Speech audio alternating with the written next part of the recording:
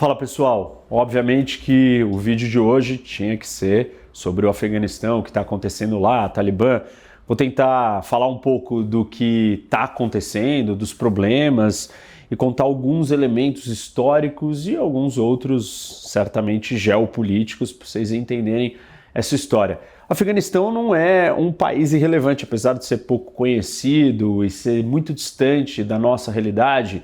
Historicamente, geopoliticamente falando, é um país que está no centro de acontecimentos, esteve no centro de acontecimentos no século XIX, no século XX e no século XXI. Inclusive, no século XXI, é o local que dá a base, o pontapé inicial do que nós assistimos com o começo do século XXI, que é em 2001. E o grande acontecimento de 2001, ou do século XXI inicial, é o ataque de 11 de setembro. Que ele parte do Afeganistão, porque a Al-Qaeda está lá no Afeganistão junto com o Talibã, a Al-Qaeda do Bin Laden, organização terrorista, e unida com o Talibã, que está dominando o país, dali aquele santuário, um abrigo, um refúgio, um lugar para que a Al-Qaeda pudesse planejar o seu ataque e então começarmos o século XXI com esse episódio, com esse acontecimento, o que é uma transformação. Porque desde o fim da União Soviética, no começo dos anos 90, a gente supostamente, o mundo estaria em paz ou não tinha mais pelo que brigar. Até o Fukuyama, Francis Fukuyama, escreve o livro e o artigo O Fim da História, dizendo que a gente tinha chegado no fim da história porque não tinha mais razões para entrar em guerra. E o Huntington, que eu já gravei um vídeo aqui para vocês, quem não lembra, assista O Choque de Civilizações, que é a tese que não, nós vamos guerrear por causa das civilizações. E o atentado de 11 de setembro, ele é o começo dessa história, é o primeiro exemplo maior, grandioso desse possível choque de civilizações. Então o Afeganistão está no centro dessa história.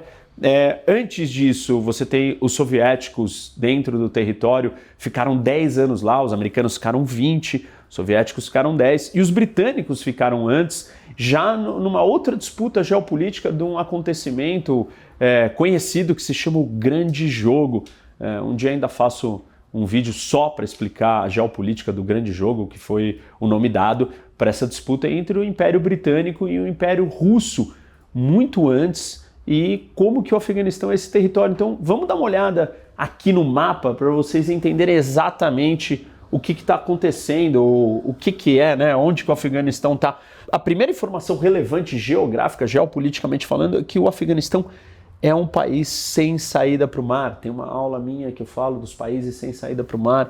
Isso afeta demais, determina o desenvolvimento econômico, dificuldades de acessar produtos, problemas com vizinhos para conseguir acessar o mar. Vocês já sabem que o mar é o meio de transporte mais barato, que conecta o planeta todo. Então esses países normalmente são mais pobres. Você tem exceções, obviamente, como a Suíça, e parte da exceção é porque o seu vizinho é a Alemanha, a França, a Itália, países da Europa mais ricos, não só da Europa, como talvez os mais ricos do mundo, a Alemanha, por exemplo, um deles. Então, essa é a primeira característica do Afeganistão, mas eu quero que vocês olhem o tabuleiro maior aqui e vamos entender uma coisa. Reparem que, na época da União Soviética, os soviéticos eles estavam controlando tudo isso daqui, do leste europeu, os países bálticos, Polônia, até metade da Alemanha, e vinham descendo aqui no Cáucaso, Geórgia, Armênia, Azerbaijão, Turcomenistão, Cazaquistão, Uzbequistão, Quirguistão, Tajiquistão. Então, a fronteira do Império Soviético vinha até aqui, até a fronteira com o Afeganistão. E aí depois você tinha Paquistão e Índia. E esse território aqui do Afeganistão é o último território antes de você chegar num território que tem acesso e saída para o mar. A história do Grande Jogo, que eu contei para vocês, que é a disputa entre o Império Britânico e Soviético, era pelo controle desse território em grande medida, e outros da Ásia Central, porque os russos queriam chegar e acessar o mar, tanto a saída do Golfo Pérsico quanto o Oceano Índico, e os britânicos estavam aqui na Índia, colonizaram a Índia, controlaram a Índia, não tinha divisão entre Paquistão e Índia, era uma coisa só aqui, essas fronteiras entre Afeganistão e Paquistão não eram tão claras, muito ao contrário, você tem uma região aqui do Paquistão, eu já falei isso para vocês na aula que eu falo da aliança entre China e Paquistão, que são as áreas tribais aqui, federação, as áreas federais tribais do Paquistão, que elas estão muito misturadas com o Afeganistão, então você não tinha essas fronteiras claras e nem hoje essas fronteiras são claras porque a geografia desse lugar montanhosa e difícil e a identidade nacional, a unidade da nação não está muito sólida. Você tem um território todo fragmentado. Mas voltando então. Então os russos, para chegarem na saída do mar, no Índico e no Golfo Pérsico, precisavam chegar nesse outro território que separava o domínio britânico do Império Russo.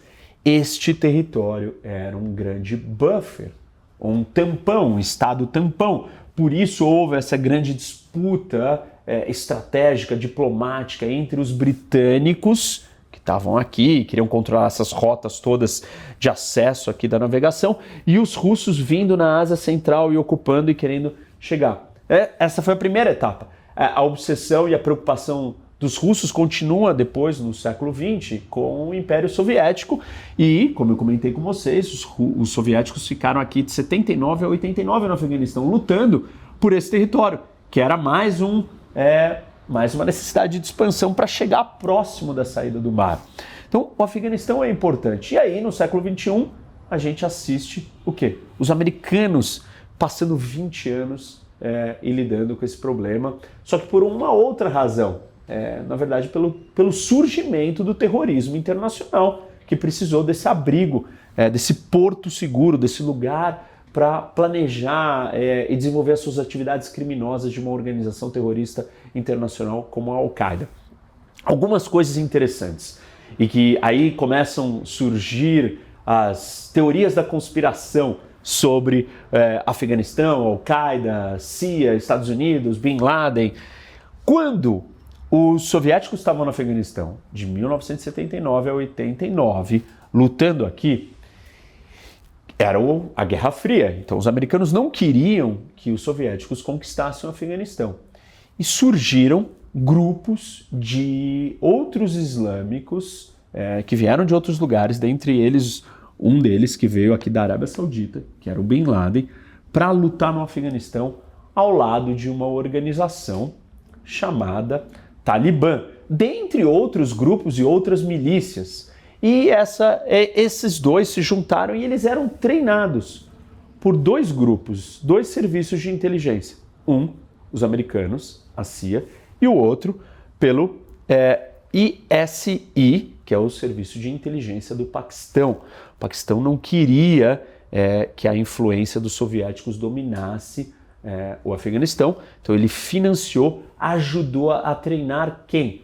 Talibã e os mujahidins, que eram jovens guerrilheiros que adotaram uma ideologia religiosa islâmica. Eles se juntaram e estavam aqui no Afeganistão lutando contra os soviéticos, treinados pela CIA e pelo Serviço de Inteligência paquistanês. E aí surgem as teorias da conspiração. Foram os americanos que criaram Bin Laden. Naquela época, o inimigo eram os soviéticos. Então a discussão não era sobre o Bin Laden. Ninguém sabia que o Bin Laden ia virar um fundador de uma grande organização terrorista como a Al-Qaeda e planejar o ataque que ele planejou. Então aí já surge um pouco dos boatos e da falta de entendimento. A história ela não é uma coisa congelada, as coisas vão se desenrolando e elas vão mudando de figura. Naquele momento eles estavam juntos. Bom, o que acontece? Os soviéticos perderam a guerra em 89 e nesse momento, durante esse confronto com os soviéticos, surge essa organização que é o grupo Talibã. O Talibã, como eu comentei com vocês, ele era composto de jovens que estavam nas madraças. São seminários ou escolas religiosas que estavam no Paquistão, muitas delas financiadas pela Arábia Saudita, e esses jovens saíram dessas escolas religiosas e se juntaram a esse grupo que foi formado, um grupo religioso de resistência armada para lutar contra os invasores. E eles carregavam uma ideologia fundamentalista, ligada à tribo étnica de maior população do Afeganistão, que são os Pashtuns. Então, o Talibã é composto basicamente de pashtuns. O Afeganistão é um país com múltiplas etnias, é um país montanhoso, já expliquei isso para vocês. Geografias montanhosas preservam identidades diversas. Por que preservam? O espaço não permite que as pessoas se misturem, então comunidades ficam isoladas, mantendo a sua identidade separada. E com isso, você vai ter, aqui no Afeganistão, um país totalmente fragmentado, com tribos. É uma sociedade tribal, vivendo em montanhas e tal. A maior das etnias é a Pashtun, por volta de 40% da população. Depois você tem as do Tajiks, que são os originários do Tajiquistão, 20 e poucos por cento estão no Afeganistão. Os soviéticos perdem a guerra, saem. Aí o Afeganistão entra em guerra civil. Essas milícias, essas tribos, esses grupos, esses warlords, senhores da guerra, locais, todos começam a brigar. E o Talibã é uma das forças ali lutando. Então, no começo dos anos 90, até metade, 1996, até que o Talibã ganha e conquista a capital Cabul e começa a dominar o país. Nesse período, o Bin Laden tinha ido embora. O Bin Laden estava aqui no Sudão. Ele estava no Sudão, depois que tinha vencido os soviéticos, ele saiu, veio para o Sudão, e aí ele acaba voltando para lá, e dali ele planeja o ataque do 11 de setembro, que acontece em 2001. E agora nós vamos, em setembro de 2021, vão ser 20 anos do 11 de setembro. Qual é a resposta dos americanos para o 11 de setembro? Quem nos atacou? Onde está o nosso inimigo? Foi a Al-Qaeda. Onde a Al-Qaeda está? A Al-Qaeda está no Afeganistão. Mas como que ela está no Afeganistão? Porque tem um grupo lá, fundamentalista, fanático, que tomou conta do poder, que é o Talibã. Então vamos atacar e vamos invadir o Afeganistão. Para quê? Capturar, destruir e se vingar do nosso inimigo que nos atacou. 2, construir ou criar um exército local para que eles possam resistir ao avanço desses tipos de grupo tomando conta do país. 3, vamos criar uma democracia no Afeganistão. 4, precisamos desenvolver o Afeganistão. Esses eram os objetivos americanos. O primeiro foi relativamente fácil. Em pouco tempo, quando os americanos invadiram, eles já conseguiram derrubar o Talibã e a Al-Qaeda saiu em debandada e estava fugindo. Começou uma caça ao Bin Laden dentro do Afeganistão. Essa caça durou muitos anos até que descobrem o Bin Laden, mas não no Afeganistão, mas sim no Paquistão, vivendo do lado de uma base militar. O que já explica bastante do papel do Paquistão nessa história toda do Afeganistão e no apoio que o Paquistão sempre deu e continua dando tanto ao Talibã quanto à Al-Qaeda. Percebam que nesses objetivos que eu citei para vocês dos americanos, nós temos alguma coisa que a gente chama, dentro da literatura, das relações internacionais, de state building, ou seja, construção de um país, de um estado, né? E nation building, que ainda é mais complicado, porque nação não são as instituições, não é o país, mas é a nação. O que é uma nação? A unidade nacional, a identidade. E num país como o Afeganistão, com essa diferença étnica, com essa sociedade tribal, esses grupos isolados, ele é muito fragmentado. Então, o senso de nação, ele é tribal, ele é familiar, ele é de clã, ele é de religião, de etnia, ele não necessariamente é de somos todos parte do Afeganistão.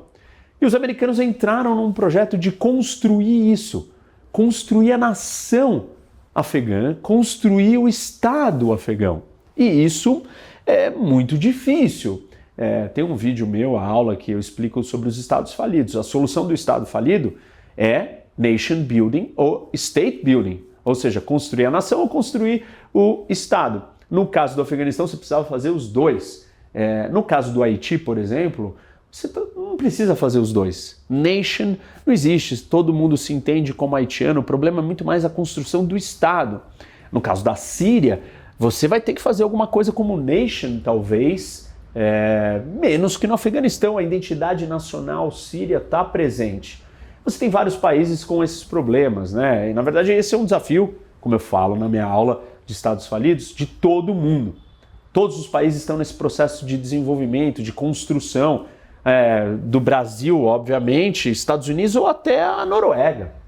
Então, só que fazer isso no Afeganistão, um outro país de fora, é muito problemático, porque você sempre vai ter a resistência daqueles que estão lá e jogarem politicamente, usarem a ideia de uma força externa tá tentando interferir no seu país. E era exatamente essa vantagem, ou esse discurso, essa narrativa que o Talibã sempre teve, dizendo o seguinte: o governo do Afeganistão, o novo governo, né, depois que o Talibã foi derrubado, é um governo marionete ou um governo dominado, colocado pelos americanos. É fácil vender isso. Apoiado pelos americanos, financiado pelos americanos. O exército do Afeganistão está sendo treinado, armado pelos americanos. Então, na verdade, não é um exército nosso. Estamos sendo invadidos novamente. Tudo isso dá muita munição, é um discurso muito apelativo, forte. Por mais que não exista a identidade nacional do jeito que eu estou falando para vocês, ela tem uma ressonância. Você falar isso tem uma ressonância com a população local. Então, aí começa a dificuldade dos americanos. E são 20 anos fazendo isso. Quanto que eles gastaram?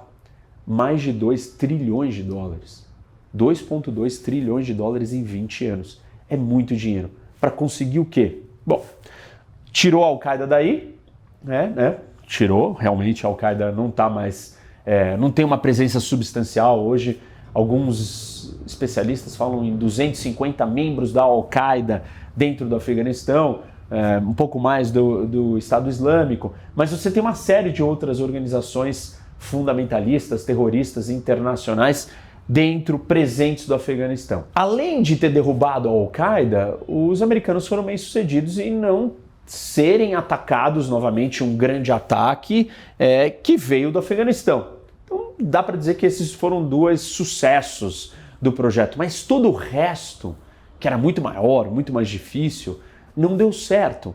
E era óbvio que não ia dar certo, né, gente? Porque se um país por conta própria não consegue se construir, ou leva décadas, séculos, milênios para se formar e achar o caminho da prosperidade, do sucesso, enfim, da justiça, da democracia, imagina um outro país que nem entende, nem quer, e nem acredita, e nem se vê como parte de uma mesma coisa.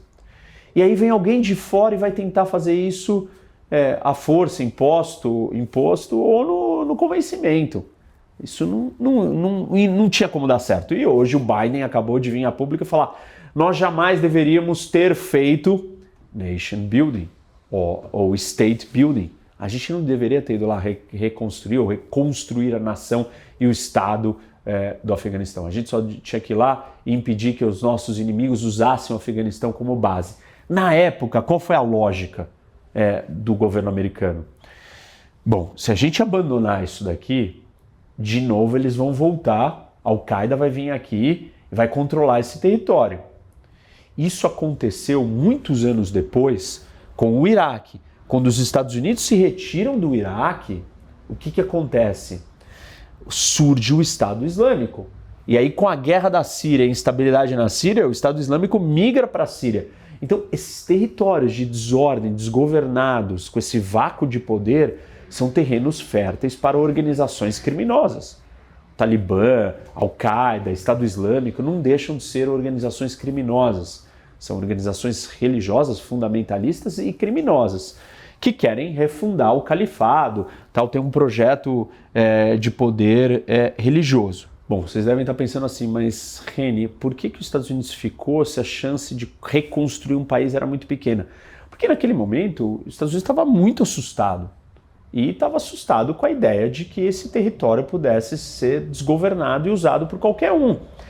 A mesma coisa, ao longo do tempo, foi confirmada com a ascensão, com o surgimento do Estado Islâmico. O Estado Islâmico ele é um produto também desse vácuo do Iraque e da Síria.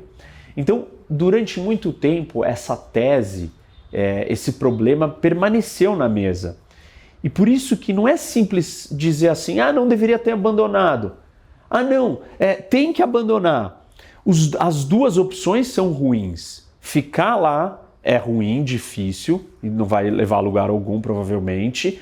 Sair de lá também abre caminho para coisas piores. E 4 presidentes americanos falaram que venceram o Talibã, não venceram, e alguns deles já falaram, não, vou retirar as tropas, e não conseguiram retirar, e agora está sendo retirada finalmente, mas mesmo assim está acontecendo tudo que a gente está assistindo. As pessoas em pânico, o Talibã tomando conta do país muito rápido. E o que vai ser depois? O que vai acontecer com o Afeganistão?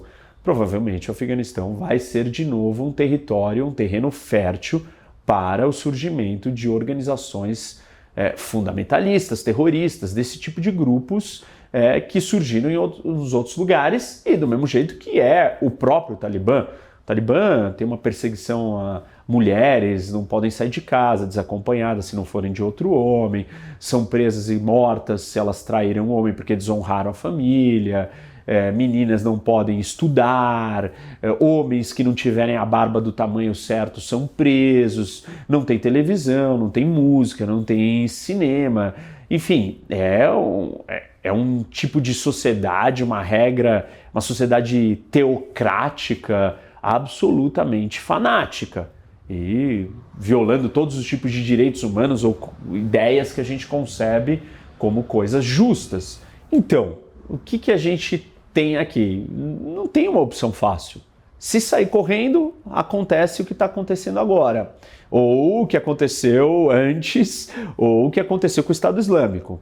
Se ficar, quantos mais trilhões e para conseguir o quê? Porque, em última instância, os Estados Unidos não vai transformar uma questão cultural, não vai transformar um país inteiro, ninguém vai.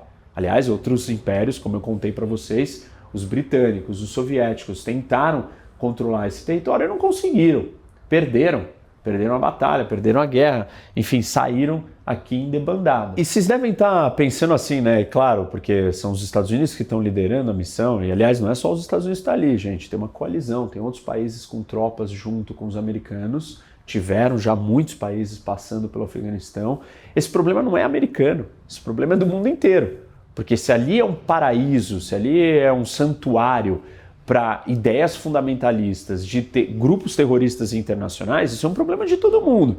Alguém tem que resolver. E a solução não é simples, esse que é o ponto, porque se ficar, não leva a lugar algum. Se sair, abre o caminho, como nós estamos assistindo agora e vamos assistir nos próximos anos o desenrolar dessa história. Mas a gente viu filmes parecidos, como eu contei para vocês aqui, do Estado Islâmico, do Iraque, da Síria e assim por diante. Pra vocês terem uma ideia, dos 4 presidentes americanos, 3 deles disseram que iam retirar todas as tropas do Afeganistão. Obama, Trump e o Biden.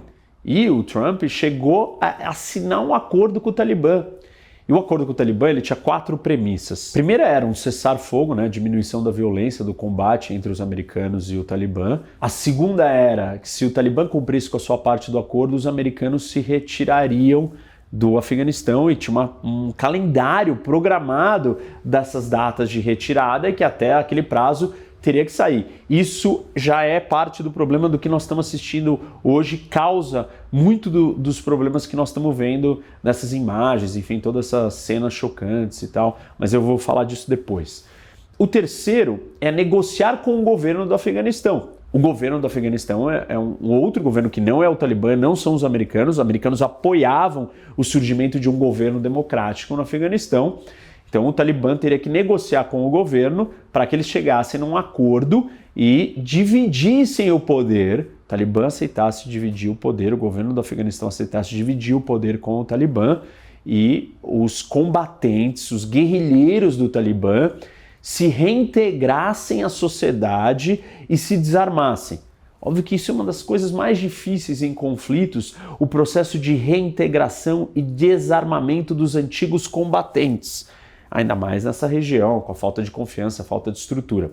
E por fim, qual era o compromisso? O quarto ponto do acordo, o Talibã prometia ou se comprometia com os Estados Unidos que não deixariam mais organizações terroristas operarem de dentro do seu território e ele não participaria, não ajudaria e não permitiria que essas organizações pudessem armar algum ataque terrorista contra os Estados Unidos. Óbvio que isso assim, era um sonho, não tem como você certificar que isso vai acontecer, e os americanos concordaram, o Trump assinou esse acordo de retirada, falou que ia sair, o Biden deu continuidade, estabeleceu um prazo e começou a retirada. No processo de retirada acontecem algumas coisas interessantes. Houve uma discussão, né, entre o Departamento de Estado americano, que são os diplomatas, e falaram assim, olha, nós não podemos evacuar a embaixada americana, que aliás é uma das maiores embaixadas dos Estados Unidos no mundo. São 4.000 funcionários, é um bunker, uma mini cidade toda cercada, protegida. Os Estados Unidos estava tentando reconstruir um país. Você imagina quanta gente, quanta infraestrutura, quanta coisa estava acontecendo ali e caçando o seu maior inimigo, que era o Bin Laden. E com muitos soldados. Teve momentos que o Afeganistão chegou a ter 100 mil soldados americanos. Agora, no final, ele estava com 2, 3 mil. E agora o Biden hoje acabou de dizer que ele vai enviar mais 6 mil soldados. E aí os diplomatas falaram o seguinte, nós não podemos evacuar a embaixada de uma vez, porque vai parecer que nós estamos demandando. Se a gente fizer isso, nós vamos abrir o caminho para o governo do Afeganistão se sentir fraco, o exército se sentir fraco, o Talibã ficar fortalecido, falar, os americanos estão fugindo, estão abandonando até a embaixada. Então os americanos falaram, não, nós temos que ficar. O exército americano virou e falou assim, se ficar muita gente e se o Talibã avançar muito rápido, vai ser bastante problemático e perigoso para evacuar tanta gente do país. Porque, voltamos à geografia, o Afeganistão não tem saída para o mar, só tem um jeito de você tirar as pessoas de lá, por avião. Então, um único aeroporto central que sobrou, que é o de Cabul, que não pode ser tomado pelo Talibã, você tem que proteger o aeroporto, ali é a porta de chegada, entrada e saída. E você tem que ter um monte de avião decolando e saindo e levando tudo. Levando soldado, levando diplomata, levando equipamento, levando documentos. O pessoal da embaixada está lá desesperado, destruindo documentos sigilosos de inteligência que não podem cair na mão do Talibã e de ninguém mais. Então tem um monte de coisas acontecendo e elas aconteceram muito rápida e ao mesmo tempo. Ah, devia ter feito isso antes. De novo, se mostrasse que estava evacuando a embaixada, que estava saindo e debandada, você iria dar um sinal de muita fraqueza. Os Estados Unidos estão abandonando a sua maior embaixada do país, que ele ficou aqui 20 anos e gastou 2,2 trilhões, então deixaram para o último minuto. No último minuto, a logística e o gargalo geográfico causaram todo esse pânico. E aí tem um monte de gente dentro do Afeganistão que ajudou os americanos ao longo de todos esses tempos. Tradutores, apoiadores, políticos. E essas pessoas têm que ser retiradas porque eles serão as primeiras a serem mortas pelo Talibã. Afinal de contas, o Talibã não é um governo democrático ou tranquilo. É simplesmente uma organização sanguinária, brutal e bárbara que vai matar todo mundo que puder e vai impor a lei da Sharia religiosa de uma interpretação extremamente fanática e rígida. Certamente tem muitos ângulos para a gente olhar e muitas questões para ir a fundo. Dá para ficar aqui horas falando disso. Depois vocês mandem as perguntas, eu ainda vou fazer outros vídeos, um só sobre a geopolítica do Afeganistão, mas o que talvez todo mundo está se perguntando é, e agora? O que acontece? Bom, primeiro que o Afeganistão vai cair na mão, está na mão já no controle do Talibã, e o Talibã é uma organização fundamentalista e ela vai abrigar outras organizações terroristas, então isso é um terreno fértil para o uso para o terrorismo internacional. Além disso, você tem movimentações como a da China, que já reconheceu o governo do Talibã. E a China está preocupada porque ela tem uma província de Xinjiang com muçulmanos, os uigures, e ela teme que o Afeganistão, porque o Afeganistão tem fronteira aqui com a China, ela teme que o Afeganistão seja um porto seguro, um lugar que abrigue e ajude esses muçulmanos da sua província, que aliás a China está fazendo um genocídio, ela já aprisionou mais de 1,5 milhão de muçulmanos em campos de reeducação. Ela não quer que isso aconteça, então já reconheceu o Talibã, está se aproximando do Talibã. Vale lembrar que 3 grandes impérios se deram mal no Afeganistão. Talvez a China agora ache que ela não vai se dar mal e vai usar uma outra estratégia de comprar o governo afegão ou, sei lá, fazer alguma coisa diferente. O fato é que provavelmente ela não vai ser bem sucedida, porque a corrupção é gigantesca. Esse é um dos grandes problemas do Afeganistão. Outro problema do Afeganistão é que ele é o maior produtor e fornecedor de ópio para o mundo. 84% de toda a produção disso sai do Afeganistão. Eu já falei disso em algum outro vídeo meu. Acho que foi num plantão de dúvidas que eu comentei essa história de como que o Talibã se alimenta. Além disso, ele é financiado por cobrança de pedágios indevidos, controles, doações, até o serviço paquistanês, e aí o papel do Paquistão, que tem muito a ver com essa história também, financiando o Talibã. Enfim, o que a gente pode esperar? O Afeganistão se tornar um campo fértil para mais extremismo, isso é péssimo para o mundo, e trazer instabilidade para os vizinhos. O primeiro deles é o Paquistão, que acha que está feliz ali com o Afeganistão, mas só de refugiados, dependendo dessa crise, vai ser um caos. Porque já tem mais de 2 milhões de afegãos no Paquistão e se essa situação perde o controle, podemos chegar a 6 ou 10 milhões e isso, óbvio, que vai ser uma instabilidade para o Paquistão. Sem falar Irã e outros países do lado também, e da Ásia Central, e a questão do fundamentalismo e até o jogo geopolítico maior, a China se posicionando. Então temos que acompanhar e entender. Vou gravar outros vídeos sobre os 20 anos do 11 de setembro. Então acompanhe e antes da gente finalizar, não esqueçam de dar like nesse vídeo se gostou, compartilhe com seus amigos, convidem eles para vir debater com o professor Roque. Se inscreve no canal, ativa o sininho e aguardem que esse assunto vai render. Até mais, gente.